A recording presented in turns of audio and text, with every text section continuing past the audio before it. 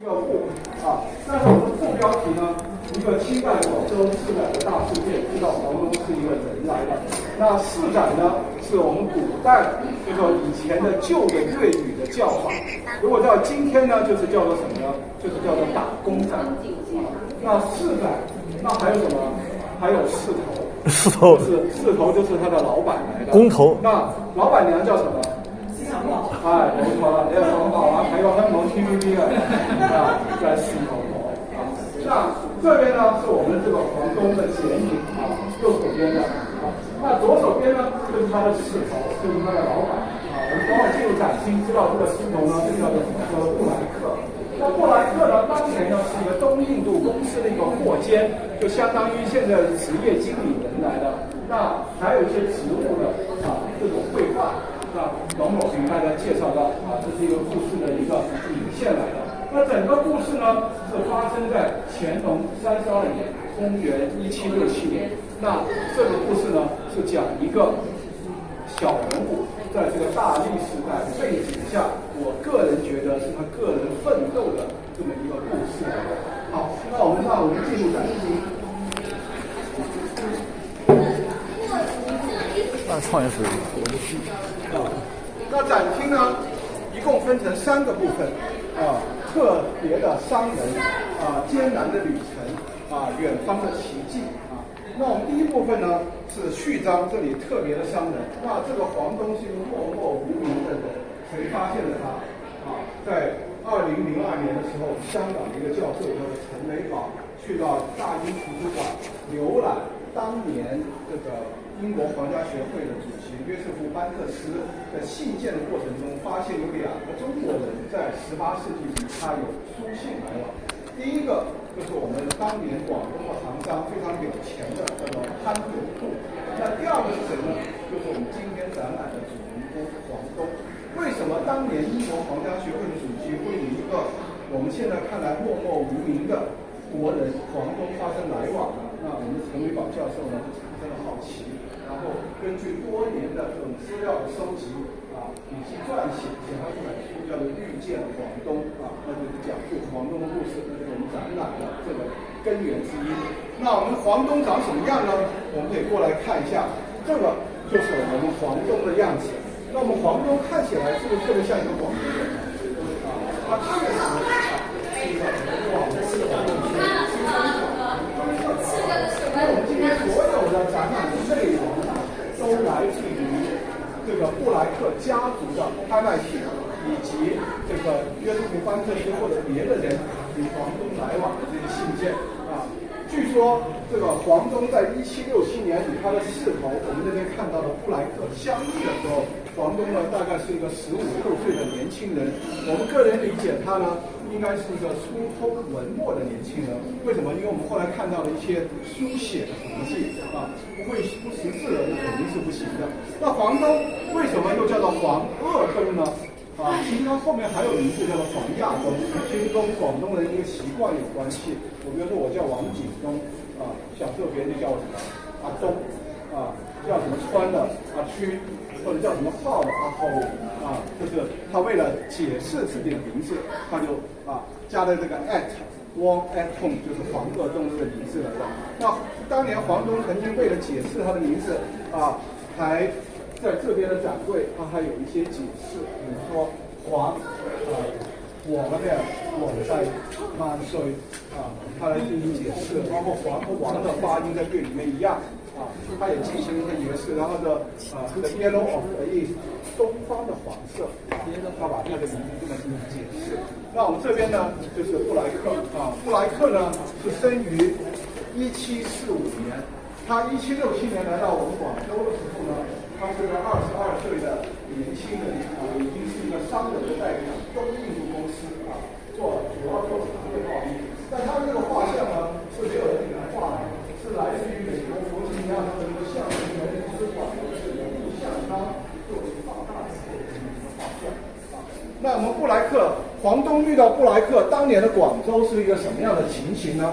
我们这边看到的一个13行的一个油画那当时呢，黄东推测黄东与布莱克应该相遇，就是在这个13行，我们现在广州的文化公园的这个位置有一条13行路那我们来找一个小朋友，我现在找个大点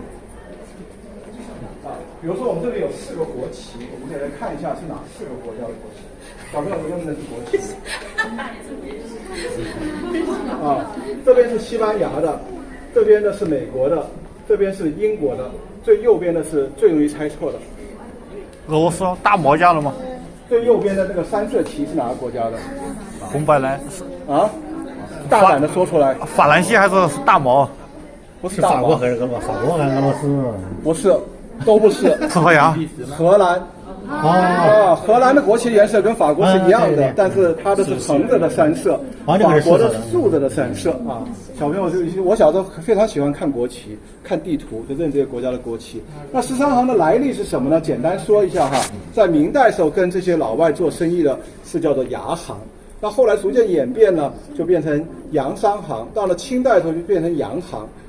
那这洋行就当时就成立了13行这个组织，因为清朝政府非常不喜欢跟这老外打交道，就专门找一批商人来做这个事情，那就是所谓的洋行。那最早成立的时候有种说法，成立的时候是13家，当然这个说法是各种各样的，不是我讲的就是标准答案那13行，所以就叫做13行。那后来少的时候4家，多的时候有40几家就13行的这个来历。那13行的这些商人是干什么用的呢？比如说您从美国带来的花旗参，你想卖到中国市场，你能直接卖吗？不能直接卖，你必须通过我这个行商来卖你要采购中国的丝绸，你能去直接在市场上去采购呢？不行，你必须找我这个行商来进行采购。我今天晚上喝了酒，把人给打了，谁来处理呢？行商来处理，相当于保险就是这个买了这个什么万国有种旅游保险，来到了中国出了什么问题，要找保险公司处理。那行商也做保险，所以就说包山包海，这些外国人在中国发生的一切问题，都由这个行商来处理，甚至有一些纳税的这种事情。那所以说，当年广州呢就有2家特别大的行商，一个姓武，一个姓潘这是2家最大的行商。我们后面会更多的讲到这个姓潘的这个行商。那这些老外来到中国，除了在13行做生意之外，那他还会干嘛？我们来到了，比如说这位大哥去到了杭州应该是成家了吧你去了常州，回了家之后，你能不能够空手而归你最好还是买一些手信给到自己的家人嘛。所以说当时的广州的一些工艺品就成为了这些洋商人的一些必备的采购品。然后我们可以过来看一下这边他们13行他们是代售是直接卖给13行就走了，还是还是13行来销售以及采购？他是比如说你13行我货给你，你把钱给我就走了，但是你必须给我卖完。不是马上走，这个是一个很复杂的历史你可以去专门找一些专门的书，就要讲这个的话，可能1天1夜讲不完。人家这么厚的书，应该是我给你，你卖完了才能把钱给我。这类是什么工艺品呢？那这个呢就是贝雕那这个贝雕呢，它用什么贝壳呢？就比较大的海洋贝壳，比如说像砗磲这样的贝壳进行雕饰。那这雕饰上面呢有这种山水人物，也有一些什么？也有一些这个比如像《最后的晚餐》等等的一些宗教的一些场面的这种贝雕。那这种呢是广彩描金的箍广彩描金的箍，上面有这个像盾牌一样的这个文章纹呢，就是机构或者家族的一个象征来的。可以理解是现代的定制版。对，定制版要把就是说外国人的需求，对，家族的需求，公司的需求，机构的需求那看它的风格就不像我们传统的。对，那这个呢是这个外销扇，这个外销扇呢有2点向大家介绍的因为我们当时的老外很喜欢干嘛？那个比如说这个老哥去哪了？对你对，你要买一个扇子给你太太当时的欧洲人非常喜欢的扇子，如果大家喜欢看歌剧或者什么，就知道外国的女性非常喜欢这种扇子。那上面呢，这个脸部呢是叫做象牙贴绘，象牙来的，贴在上面，然后呢在上面描绘人物的脸部的细节。那下面这个扇子呢，它就有几种材质组成的。左一呢叫做银鎏金蕾丝烧蓝，左2呢是这个牙雕，就象牙雕刻；左3呢这个是檀香木，左4呢是黑漆描金，左5、左6绿色、红色的呢，这个呢是染色的象牙。然后还是银鎏金蕾丝烧来，中间黑乎乎的那个呢是玳瑁，就是海龟革来的。再往旁边呢就是贝雕，那这个就是样啊，任你选择你喜欢什么样，我不用搞一个展柜，搞好多种扇子，只要一把扇子就解决了这个问题。那当年老外我们就来到广州，采购大量的外销品。那老外来到广州，广州是个1000年商都，那我们怎么跟老外进行交流呢？要不他学中文，要不我们学英文外语啊，当然英文是最主流的。我们来这边看一下，同事，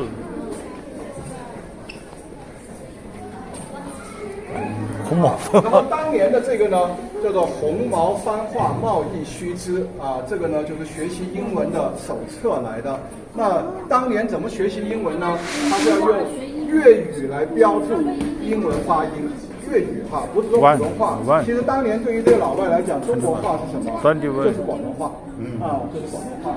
那我们要怎么学呢？就是我们每个人可能从小都有这种经历，或者说是外地。看你6。学粤语的时候，可能也在普通话旁边注上这些汉字、音，比如说发达还没有写。发达是花达是什么意思？发达。发财呀！要用粤语读发达，因为我怕他发达husband 外父外父老婆对外父这个呢发达呢就是父亲的意思，father mother 就是妈的意思，然后老公呢就是husband 被我猜出来一个外父不是外父，我猜出来了外父的这个意思就非常有现场感。我每次讲到这里的时候，那你读一个，我就想起我在家里要干嘛？要负责买菜，要负责做饭，要负责洗碗，要负责倒垃圾。然后老婆就说：“垃圾桶来了，你还不下去倒垃圾？收拾了没有？桌子擦干净了没有？”这个就是什么？我们中国的传统家庭里面谁最大？爸爸最大，老婆呢比爸爸还大歪服威严的父亲，还加一个形容词的地位非常非常高那我们这边呢看到了中间有个独立展柜。也是当年的一个外销品叫做潘趣碗这个潘趣碗呢，我们第一眼看起来呢，像什么？像我们这个西北人吃面的叫做海碗。我们以前看纪录片，我知道小时候我印象特别深，西北人拿这么大一个碗，他不是坐着吃的，他是蹲在板凳上吃的这样吃面的。那这个碗老外来做什么呢？它是广彩描金的，它是用来做潘趣碗，就像类似于今天的鸡尾酒一样。那潘趣酒呢，它是基本上大概基础是有4种，一种是酒类，一种是糖类糖浆，一种是果汁，还有一种是香料混在一起，然后呢舀到这个杯子里面喝。大家今天想喝的话大家如果去了酒吧里面小酌一杯的时候，问他有没有一种叫做杂果班子杂果冰制。杂果冰制就是当年的这个潘趣酒，但如果去了香港，比如兰桂坊，就肯定有，我自己去过有的，就是杂果班子就是这种潘趣酒。当然大家等会儿也可以看一下上面这些图案这些描绘的图案，讲述了一个古希腊的神话金苹果的故事。但是很可惜，当年的广州的画匠没有掌握西洋画的这个透视的技法，所以画的人呢有点歪瓜裂枣，画的这个希腊神话上3位最美的女神这个谁呢？神后赫拉爱神阿弗洛狄特，还有智慧女神、战争女神雅典娜但画的实在是有点糟糕。好，我们黄忠当年生活的13行在销售这些东西。那黄忠当年生活的广州大概是个什么样子呢？那这幅画呢是当年的英国国王叫做乔治3世拍卖而来的这个一幅外销画。绘画的时间呢是1760年，画高是74公分，画长呢是9.2米，一共分成14段。我们这边它14段是从这个西水炮台，就是我们的沙面到我们的东面的大沙头那边东水炮台啊，一共14段。那选取了8到12段给大家介绍。那我们能够看到的上面当年的广州城有什么呢？这个是五仙门啊，这边是一个通津，这是个码头来的啊。上面有什么粤海关？刚才在南庙神问我粤海关是不是在现在的这个叫什么长堤那边嘛？实际上当年的粤海关不在长堤，在这边啊。那还有什么天后宫啊？还有天后宫啊。然后呢，这种船呢叫做广式的乌收乌巢，叫做乌巢船。那这个乌巢船呢，我们也可以把它叫做广船啊，叫做广船啊。那这里呢是税客，就是从这个老外来到广州要缴税，在这里呢就是税局啊，要进行缴税。在这个珠江沿岸是有3个税局，这是最后一个最大的一个税客来的啊。那我们这边呢看到的是什么呢？上面有这个什么民居镇海楼5层楼来的啊，镇海楼5层楼。然后接下来的呢，这个叫做广州布堂啊，两广布堂。我们以前讲到两广的首府到底在哪里，我们都认为是在广州。但是在明清的有很长的一段时间呢，两广的首府呢是在梧州，广西的梧州、广东的肇庆以及广东的广州3个地方来搬迁的。实际上，他画这幅画的时候呢，应该是已经搬来了广州了啊，但是它还是这里叫做广州布堂。然后上面这个是观音庙，现在已经不存在了。那当时的学校叫做南海学宫，广州有3个官校啊，南海学宫、番禺学宫、广府学宫，这个是当年的南海学宫。那还有一个非常有名的，这是什么？海珠石。那海珠石现在在珠江面上，就是现在海珠桥那边已经见不到了。据说是当年的填江造堤的过程中把它给埋了。那后来在00几年的时候，也有人挖出来一些石头，说是海珠石，是盛放在海珠广场那一带。如果大家有时间可以去看一下。那在海珠石上面，当年的这海珠石上面有什么呢？修了一个城楼子啊，有个炮台，炮台上面有什么？这个是叫做文昌阁啊。这个是叫做李公祠啊，当年南宋的时候有一个广州人中了进士第3名啊，为了纪念他，因为他在上面读书啊，叫做李公祠。那上面呢有20门炮，40余名士兵，然后这里呢还有什么呢？朝中、训琼2个这个标识。那朝中呢就指万海朝中，那训琼呢其实就刚才我们讲的这个南海神庙那里一样，就是指海部扬波万里波城，就是海面平静的像一块美玉一样琼就是美玉的意思像个美玉的一样。然后这里还有什么？我们的六龙寺的花塔，大家小朋友去过六龙寺吗？如果去过的话，你可以去看，当然有苏东坡题字的六龙2字那这个是怀圣寺的光塔怀圣寺的光塔。那这个上面呢是当年虽然叫做寺，但是不是佛教的，是清真寺来的。它是当时穆罕默德的弟子来的广州传教为了纪念他修了这个塔叫做怀圣塔。那下面这个是什么呢？大家看了好热闹，有卖猪肉的，有卖西瓜的，卖水果、卖蔬菜的。这个呢叫做当年广州南面有个城门叫做游览门，那这里呢就叫做游览通津，津就是指我们的码头那广州有一个通津，有一个教堂的基督堂的叫什么？4倍通津，大家去过吗？就在东山口的4倍通津。那通津津就是指码头，通津就是通往码头的路通往码头路。游览门这里叫游览通津这里还有2个鬼佬在上面干嘛？运酒，英国的国旗这老外也得喝酒。这是威士忌酒桶你们装的什么酒？威士忌。你要穿越过去才知道是不是威士忌。它西瓜也是切开卖的吗？对，西瓜是切开卖的。一个吃不完。不像广州人，就是说演讲北方人来到广州，说是要买一个什么番茄，我能买1个番茄吗？可以比如说你要买一块猪肉，帮我切成肉片吗？可以广州人做生意，就像以前我来广州的时候，在成都那边买猪肉的话，没有说什么单纯买猪脚的，买鸡也不会说有半拉鸡，没有鸡翼、鸡翅、鸡翼尖、鸡中翅，没有这种说法的。你要不就买半拉鸡，要不就买一只鸡，没有说单独卖鸡翅给你。但是广州人做生意他可以分得比较细一些那这里我们刚才看的就是广式的这个乌巢船，我们又叫做大眼鸡为什么？有这种海鱼啊，这个眼睛很像。大家去菜市场吗？对，来是去菜市场买菜吗？你去买菜吗？偶尔，你可以去看那个海鱼摊，现在还有没有？我小时候就很多啊，这种大眼鸡啊。那这四艘船里面还有一艘官船，这上面有螺伞的，这就是官船来的啊。然后上面有这个旗帜啊，有这个旗帜啊，是有3艘船啊。当年老外呢对我们收集我们的资料比较用心。这个船呢是当时广州一个商行的商船，叫做3翼。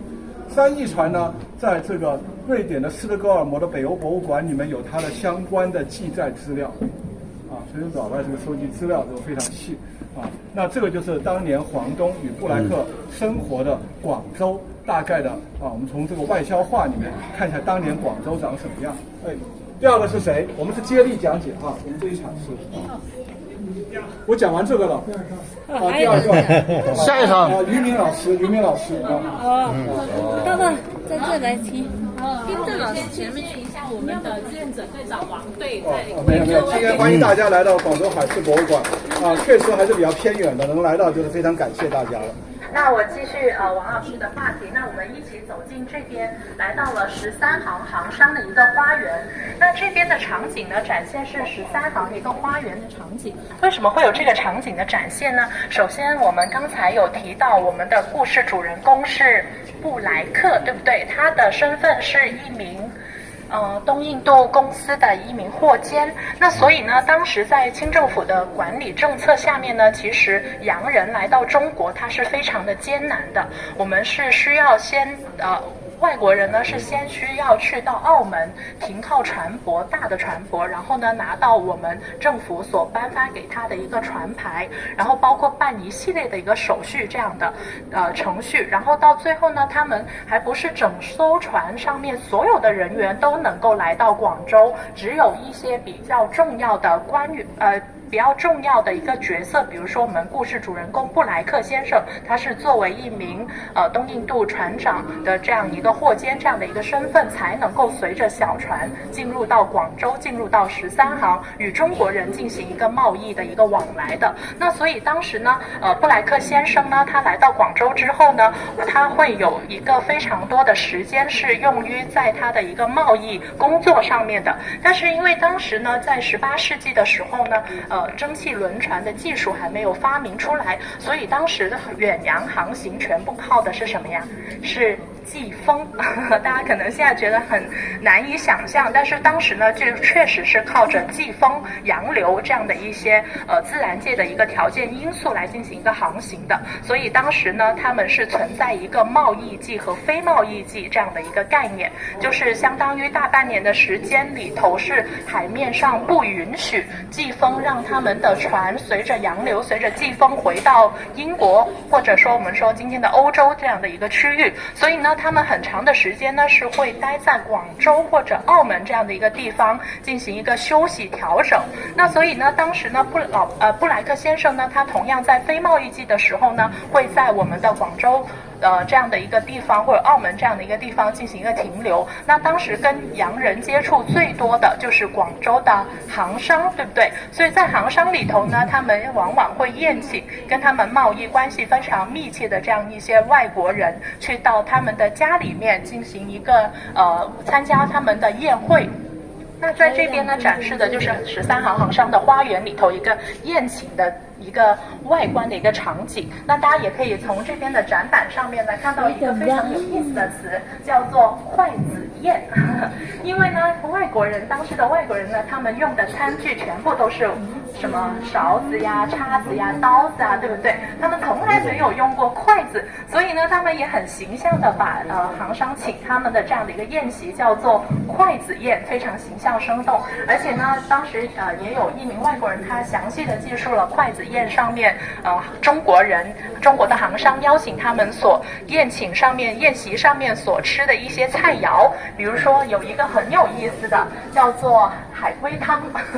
我不知道大家有没有曾经听闻过这样的一道菜哦，反正我是没听过，我也很好奇它当时是什么味道。但是确实是有这样的一些海龟汤，这样的一些什么龟啊？很奇怪的绿毛龟吗？哦，好，我们可以继续往里面进行一个参观。对，我对那个冰块是怎么来的比较有兴趣。他说我们可以或者讲解完之后再进行私下交流，可以吗？来这边请。他的冰块从北美运过来。大家可以看到呢，这边有2本书，好奇怪哦！明明他不是一个商人吗？为什么他会有这样的一些植物类型的一个参考书呢？是因为我们故事的主人公之一布莱克先生呢，他除了他的正职是一名货监以外呢，他最大的兴趣爱好就是收集中国所有的植物的一些种子、幼苗，并把它们进行一个解剖，做成一个植物画就是我们一会儿马上会看到的这样的一些植物画。那所以呢，他从英国呢带了2本这样的一个非常有意思的参考书，一本呢叫做《克利福特园》，一本叫做《异域采风记》。在这2本书上面呢，都描绘了非常多的一些植物，并且有这些植物的非常详细的一个文字的一个描述。那我们可以再移步到那边的一个矮的展柜上面看一下。说明他有多爱这本书，对不对？他打样的是什么？对于他来说是属于我们今天说中文的参考书，对不对？那他既然来到了中国，他就必须找一点本土的参考书。像这一本呢，上面呢这个文献资料上面呢，记述就是他当时所使用的一种我们说的中文的一个参考书。因为《本草纲目》大家都有听说过吧？《本草纲目》是中国一本对于一些植物上面描写的非常早的、非常全面的这样的一本书。那当时呢，布莱克先生在广州呢，在收集中国的一些植物种植的时候呢，他也是采用了我们中国的本草纲目的一个注释版这样的一本书作为他的一个参考书。在这个文献资料上面呢，有记述，比如说我在布莱克先生他说我在什么什么书上面的第几页发现了跟这个植物相关的一些描述，这样的一些文字的一个记录。所以我们也能够得知，当时布莱克先生呢，他除了有2本从他老家英国带过来的这样的一个外文参考书以外呢，他还在本地找到了一个相关的一个参考书。那我们赶紧来看一下身后的这些植物画，也是我们这次展览的一个重点。大家可以移步到这边来看一下展柜上面各种类型的一个植物画。大家可以看到最左上角的这个是黄皮，那相信在岭南的各位朋友应该都吃过黄皮，对不对？夏天都会很喜欢吃，因为它对我们的身体，比如说像利咽喉啊，或者说润啊这样的一些功效在。大家也可以详细看一下，比如说像黄皮，除了这个枝叶干以外呢，它下面还有一些什么样的一个绘画呀？还有果，对不对？果里头的核都非常详细的进行一个绘制。而且呢，大家也可以低头再看一下，这边有广州市的市花、木棉，对不对？这些都是非常具有岭南特色的一些这样的一些植物。然后大家也可以移步看一下右下角这边，还有一个中国所独有的这样的一个植物种类，叫做银杏。但是银杏呢，它一般在广州好像是没有的，对不对？广西一般是在稍微靠北一点的地方，比如我们说广东也要去到韶关这样的一个位置，才会有这样的一个银杏。但大家还记得吗？刚才我们有提到说，布莱克先生他在清朝的这样的一个年代背景下面，其实他是不允许离开广州城的所以呢，其实对于他本人来说呢，应该是没有办法去收集到这样的一个植物的种类的。所以我们推断呢，有可能是他依靠当时他所认识的广州的行商，然后还有一些比如说我们传教士这样的一些人物去帮他收集这样中国的不同地区的这样的一个植物的种类。好，我们可以继续移步到这边进行一个参观。大家可以看一下这边展板上面整一个画的一个场景，其实呢，它还原的是当时在广州的一个外销画的制作的一个场景。大家很好奇为什么它打笔是这样的？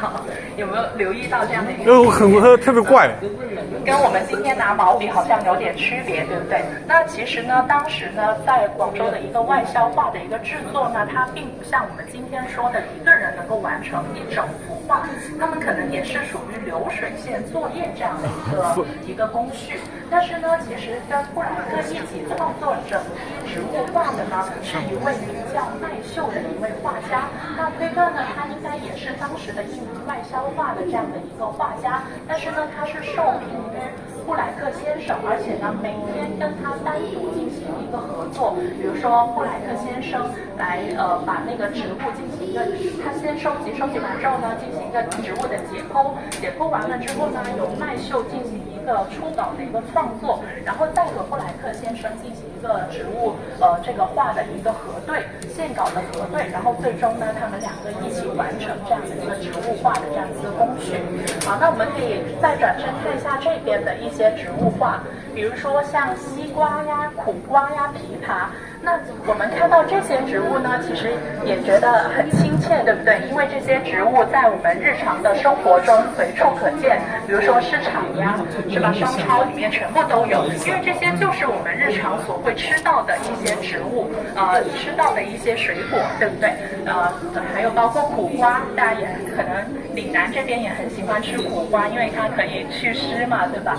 所以呢，其实当时黄登他也觉得很奇怪，他说：“哎，我的势头他好像不止于收集中国的一些奇珍异宝的这样的一些植物，他连我们日常生活所接触的方方面面，只要能看到的，能够就是吃到的，哪怕它是就在超市就在市场里头能卖的这些植物的种类，他都会进行一个绘制，进行一个观察绘制，并且把它描绘出来，而且进行一个记录。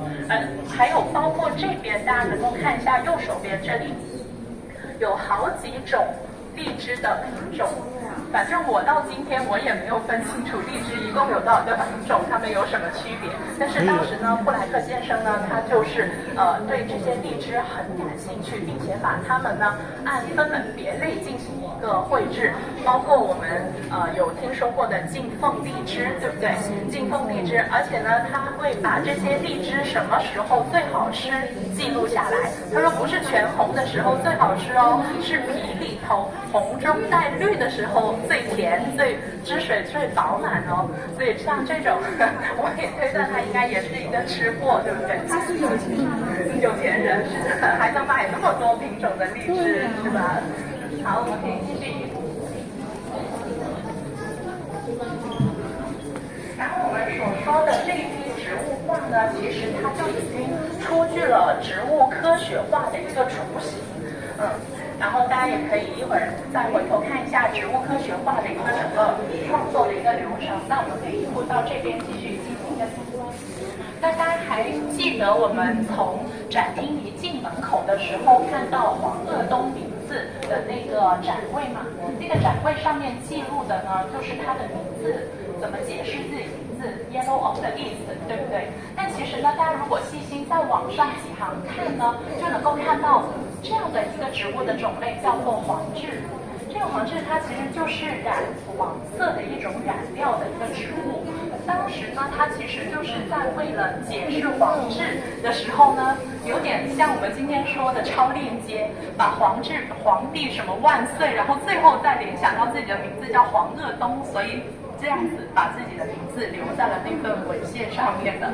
所以大家也可以看一下这个黄栀，也是我们在第一个展会里面有提到的一个文字版的一个记录。那大家可以看一下下面这里呢有几种都是属于茶叶因为茶叶呢其实是属于当时布莱克先生他的种植，还记得吧？是个货笺，对不对？它属于一种贸易的大宗商品茶叶，所以呢，他作为一个从英国来的人，他就看我每天接触到这么多这样的一个茶叶的一个贸易，像这么宝贵、这么好喝的这样的一个茶树的品种，我能不能够把它带到英国去进行一个种植，进行一个培育？那我们就作为他来讲，那我就不用进口那么多的这样一个货物，每年花那么多钱去收购中国的这样一个茶叶，对不对？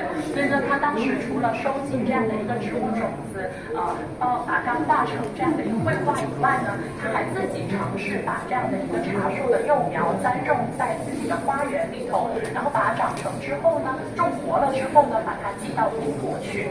所以可见当时布莱克先生对于茶这样的一个品种有多么的重视。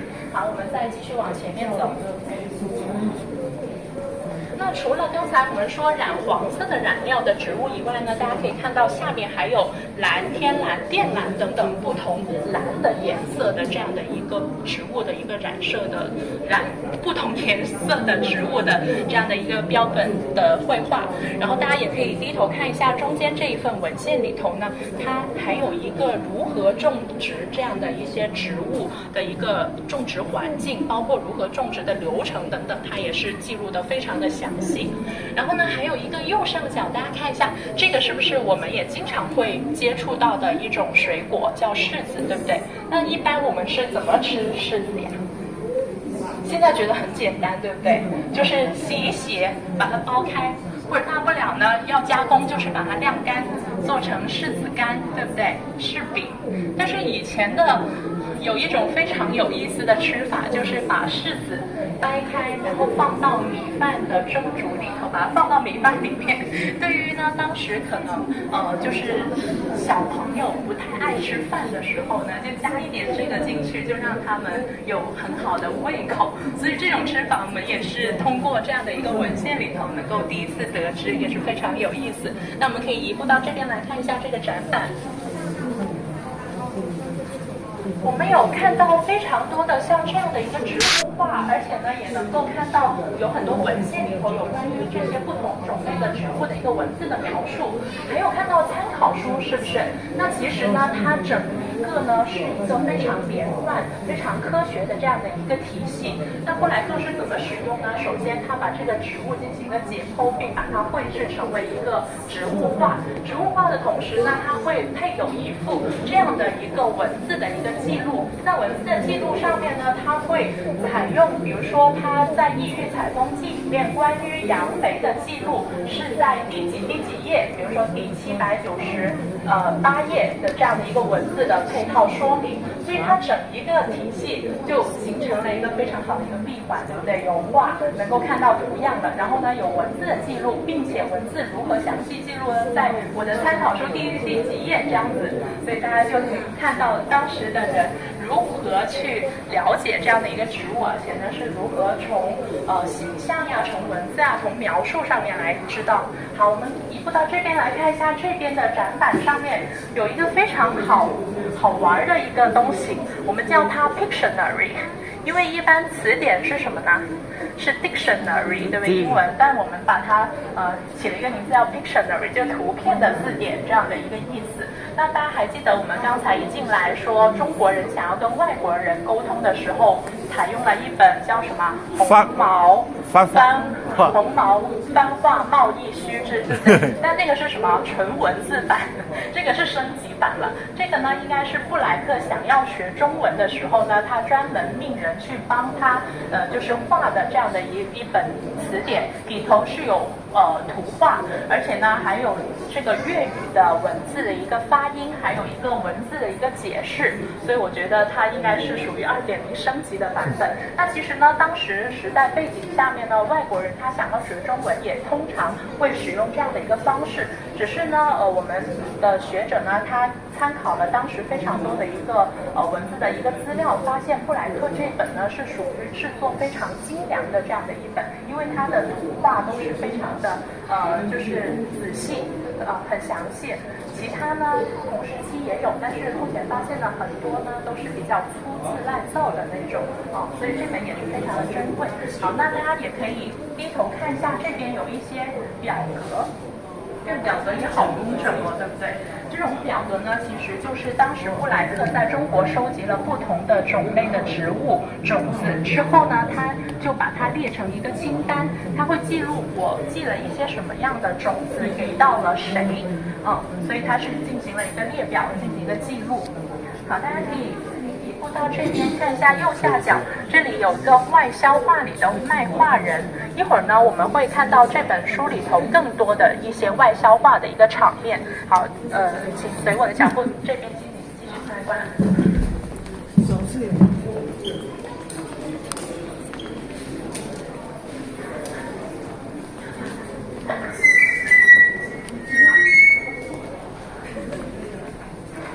那接下来呢，就是由我们另外一位老师继续为各位讲解。好，的老师，大家前面已经听到了一些前面两位老师的介绍，那么现在你要拿远一点。现在由我来带大家继续来参观。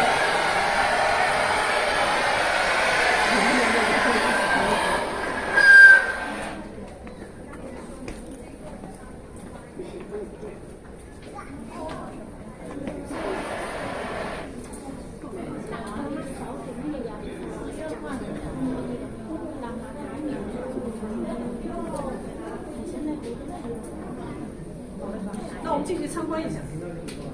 那我们刚才这边已经走过了，现在我们就回到了解的就说是房东和布莱克的一些前面的一些故事。那么布莱克呢，就是很不幸，在他28岁的时候，因为疾病去世了。那么他有一些遗言，他是希望，对，他在广州去世了。大家知道布莱克在广州这些年，他非常的努力。他等于是他有个小目标，他要把所有的中国的这些植物做一些记录。那么这个目标没有实现，但他也积累了很多的一些成绩，做了很多的一些绘画，就说植物画，做了很多的笔帖。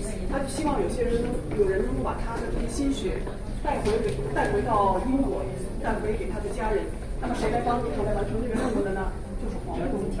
这也是黄东跟布莱克他们因为植物的关系有了后来的一些事情。也使黄东呢能够探索有了后边他这样一个小世载的一个大世界。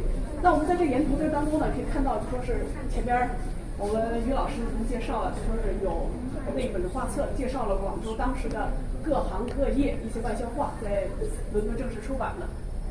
那么我们下边呢，就来继续跟随黄东的脚步，来看一下他是怎么样的登上英国的一些。我们这节呢，大家看到这么一个艰难的旅程。为什么说它艰难呢？这是在250年前，清朝的时候。那我们现在如果说要是去英国，首先一点要办护照，对吧？办护照在我们若干年以前的话，我们普通人办护照也是一个非常困难的事情，不是说很容易。那么在250年前呢？如果一个普通的中国人想要去离开国境，几乎是不可能的，政府是不允许的。这是第一个难的。第二个难的就是在我们还没有机动船、没有飞机以前，去一趟英国，基本上就靠风帆，对，给它吹过去了。我们说的有趣一点。那么这个过程并不有趣，它可能就说来去一趟，可能就要4个多月到5个多月的时间。那么这个路上呢，因为很艰难。因为我们知道以前可能很多看过那个贩卖黑奴的一些电影，了解的时候就是大量的黑奴会死去，但实际上就是在以前的这个航程上边，船员的死亡率也有这么高，所以就说当时在这个时候，如果那个黄东他坐船出去，他也是面临着很大的就是风险，所以对他来讲也是一个艰难的旅程。那么黄东是怎么样去到英国的呢？我们现在没有记录可查。所以黄东可能是当时是冒了风险，搭乘了英国的船只去到了英国。我们刚才说了，就是在1773年的时候，布莱克28岁的时候，他因病去世了。那么大概也就是在这个时候，1774年左右，黄东搭乘了英国的船去到了英国，就搭乘了英国的商船。那我们现在看一下他怎么样去到英国。那我们现在了解一下，就是外国船是怎么样来到中国，又是怎么样回去的。那么首先呢，我们就说外国船在当时呢来到中国之后，其实是要经过几个关。第一关呢来到澳门，说到了澳门之后，这个外洋船这个第一关。那么首先它就要进行报备，报备之后没有问题的，那么就政府会派一个引水员，还有空士讲翻译。那么引水员是干什么？珠江呢，在经过这样长的时间，大家现在楼下看过青海的时候，在唐宋时期的在山西方的广州这个次的时候，这4个江面呢可以1500人。那么到了明清的时候，到历史上就将有几百米呢，就已经很远，而且它的水深呢已经是越来越浅。但这个时候的大船，外国的洋船呢，它吃水的确实越来越深。那么它来到广州的时候呢，有的浅的地方呢，可能都还没有达到它的吃水的这个深度，不容易搁浅。所以这时候就需要有引水员来引导这个船只进入到广州。所以这个时候就是要有引水员。有了引水员之后呢，就是第二个关口到虎门。虎门大家都知道是一个主要是就是隘口。那么到了虎门之后呢，船上面一般因为我们刚才我们知道他们来的时候是要经过一路的这海上的话会有很多的海盗，所以船只一般都会为了防止海盗或者武装，所以在虎门这个时候呢要接受检查，把武器卸下来。那么过了虎门了之后呢，就来到了最后一关，也就是我们现在讲的黄埔港，不是现在我们这个黄埔港，是我们现在就是讲的黄埔村的这个黄埔港，也就是在琶洲码头这个地方。琶洲那个地方的时候也就叫我们为什么叫琶洲呢？它的形状它是个岛，像一个琵琶一样的，所以叫琶洲。那么来到这个时候呢，就说如果说它的所有的检查已经过了，相应的那个船费已经交了，那么他就开始接洽航商。航商呢，这时候他就说是把所有的大船上面的货物要搞到小船，完了就是带着他的货物到了13号商管区。我们大家已经知道，对，那不是所有的船员都去13号商管区，只有一些高级船员会到13号商管区。水手这些呢，也就是在琶洲这个地方。那么等他所有的船所有的货物卖完了，他要采购的东西也采购好了，已经到了贸易季了。那么到了贸易季，他们要么就是离开广州回国，要么就去澳门这地方暂时停留。那么这个时候呢，他就要反着走了。那么首先一点呢，就是他要把所有的税费缴清了，没有任何这些就说跟清朝这边有任何的其他的一些法律上面的一些事务的时候，那么这个时候粤海关就会给他发一个船牌，洋船的船牌。有了船牌之后，他们就可以一路的就说是就反方向的回国了。那么我们看了解一下，也就是在1774年的时候呢，黄东呢也就是搭乘了英国的一个商船回去的。那么这个时候我们来了解，在前面已经知道，他们很多时候是来采购茶叶的，因为茶叶那时候已经是欧洲人非常需要、非常喜欢的一种饮品。那么茶叶我们看一下，在这个英国的这个船上面呢，我们看到货物最大宗的就是茶叶，其次呢也就是生丝，再就是瓷器，这也是我们之前讲的3大件最多的这些货物。那么此外呢，这个公司呢，就说印度公司呢，它对它的职员呢也有一些福利，就说一些高级职员，他可以在完成他的这个贸易工作之后呢，有一部分货物给他带一部分货物去就说是作为自己的私人的货物去采购了之后去卖，那有点像我们现在的一些股权激励似的。所以我们可以看到下面的这些，也就是这些私人的一些采购的一些货，主要的也还是茶叶比较多，瓷器，还有一些包括一些香料，就说中国国产的一些香料，一些胡椒这些，也成为了当时的一个重要的一个货品。那么在最后一个这个关口，就是说在广州，他在上船以前，发帆以前呢，那么来到了琶洲岛。那么这个时候呢，在琶洲岛我们就见到了很多的外国的商船了。我们在前面已经讲过，在滨江上面我们就看不到外国的大帆船，他们都是停泊在这个琶洲岛这个地方。那么这个时候呢，我们就能够看到了很多的一些外国商船了。我们这也有一些外销画，包括后边的外销画，我们可以看当时的那个帆船的，就说这个商贸的一个宛如一些景象。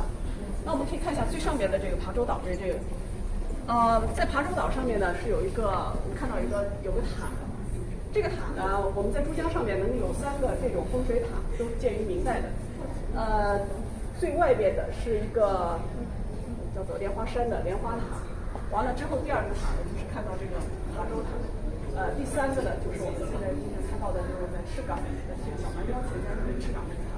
当时外国的船呢，他如果来到广州的时候，他看到莲花山的这个莲花塔，琶洲塔，知道已经到了广州了。那么在前边的这个呢，我们看到了小建筑，这就是当时的挂号口，帆船扬帆呢，就是在这个洋船呢，在这里办理一些这样一个手续。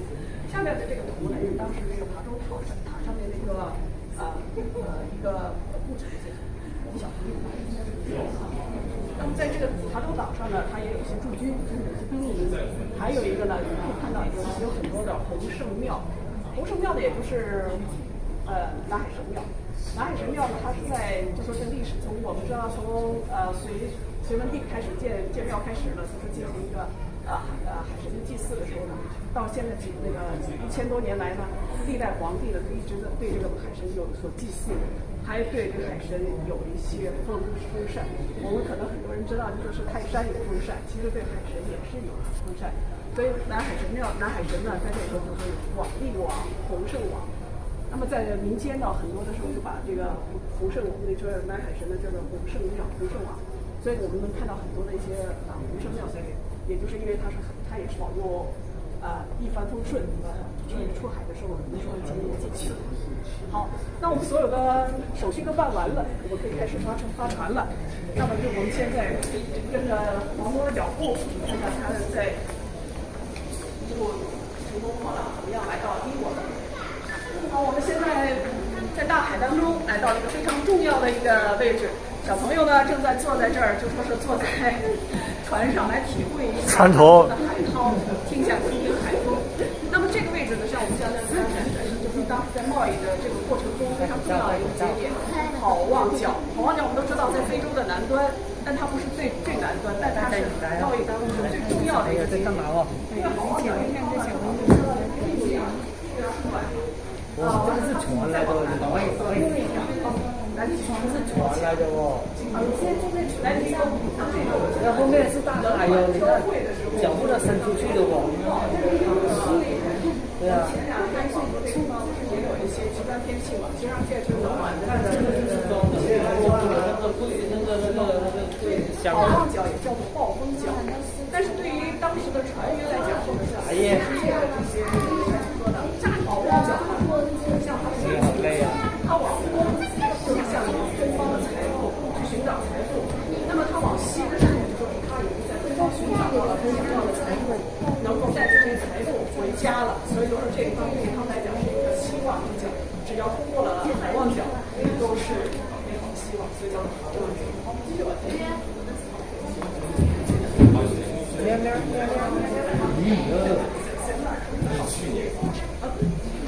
那么在这个船上呢，我们还有一些除了船员，还有一些货物之外呢，还有一些比较有趣的，就是这种转运植物的一些植物箱。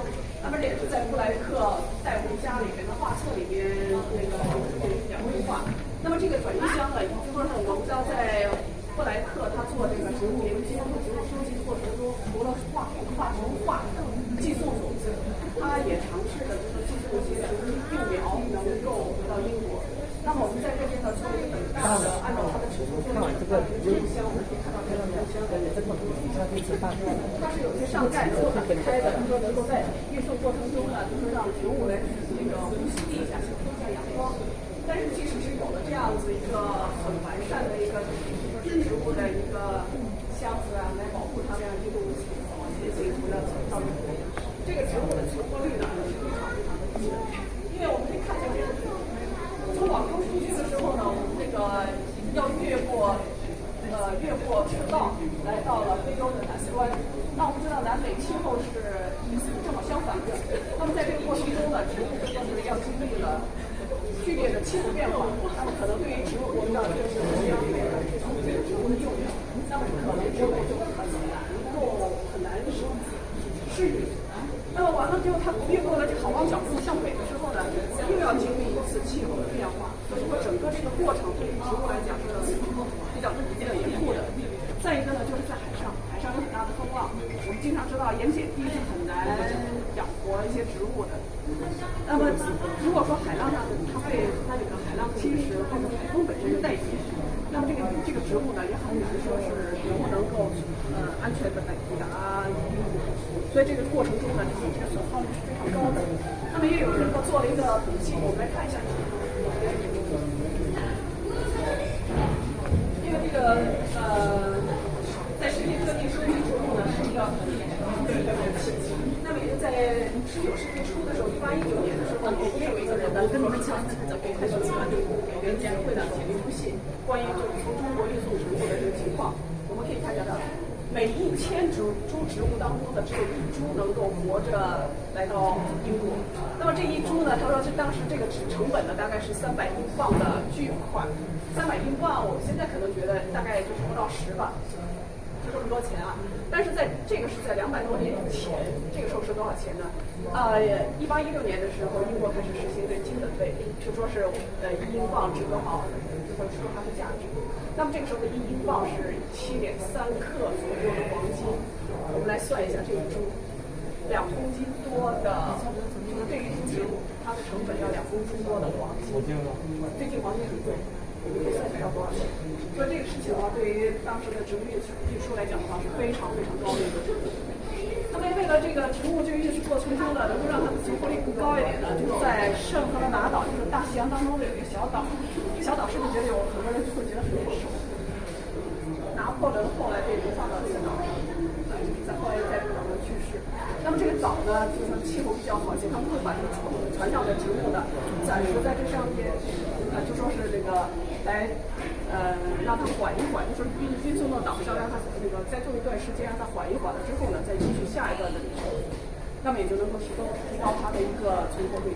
那么就是等到后来了之后呢，他就说发明了那个沃德箱，就是我们刚才看那个箱子的旁边还有一幅那个画，还有一幅那个箱呢，这个不是那个布莱克当时的箱，是后来的。用的这种沃德箱的时候呢，存活率就是稍微有些提高，但是一直还是成本比较高的。好，第3部分的话呢，由我来讲吧。时间到了，不用麦了，就开始。那第3部分呢，说的是一个远方的奇遇。那黄东他为什么要去进行一个远航呢？因为大家可以想象到，布莱克离开人世以后，他留在广州的、留在13行的还有很多东西，什么东西呢？财产、遗产，还有他的画作刚才讲的植物绘画，还有资料，对不对？于是还是要带回去的。于是，黄东就承担了这个神圣的使命，必须带回去。那刚才我们前面呢，这位蒋老师也提到，说远航是非常的艰险的。那时候是火轮吗？对，那些蒸汽机火轮吗？是不是？18世纪不是，是什么？对，风帆是木材铁的。对，危不危险？你看，对，你的航线要不你沿着是西亚的、南亚的，沿着那个东非的海岸走，海岸角，要不就是印尼跨过那个印度洋，很危险，对不对？所以九死一生。千辛万苦以后到了伦敦，好，这边请看一看。到伦敦以后，这是一张1763年的伦敦的地图，大家可以往前看。往前看，布莱克他们一家住在哪呢？7点钟的位置，那个点看到没有？那个点的位置，放大前面红色点的左边那个红色点的位置，这有个议会街议会街，其实议会街能想象到是什么地方吗？天安门广场。你刚听过的，大概是很高端的、很中心的位置，对不对？证明他们这么一家人是有地位的，对，有资产、有地位的啊。好，看看这一件我采的一个瓷盘，非常的精美。就是像这种呢，大家可能就经常去逛博物馆，对不对？